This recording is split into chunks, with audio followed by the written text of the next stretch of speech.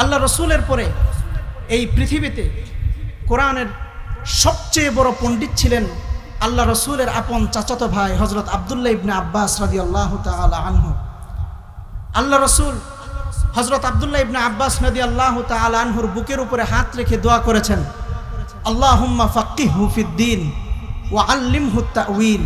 হ্যাঁ আল্লাহ, আমার চাচাতো ভাই আব্দুল্লাহ ইবনে আব্বাসকে তুমি দ্বীনের বড় আলেম বানায় দাও, বলো মুফাসসির বানায় দাও। বলেন সুবহানাল্লাহ।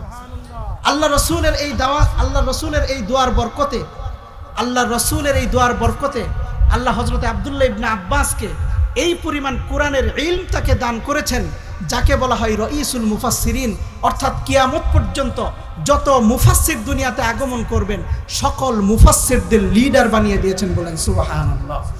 এমনকি হযরতে আবু বকর, হযরত উমর রাদিয়াল্লাহু তাআলা আনহুর মতো বিখ্যাত বিখ্যাত সাহাবী যখন কোরআনের কোনো আয়াত নিয়ে সমস্যার সম্মুখীন হতেন, সেটার সমাধান দিতেন হযরত আব্দুল্লাহ ইবনে আব্বাস রাদিয়াল্লাহু তাআলা আনহু।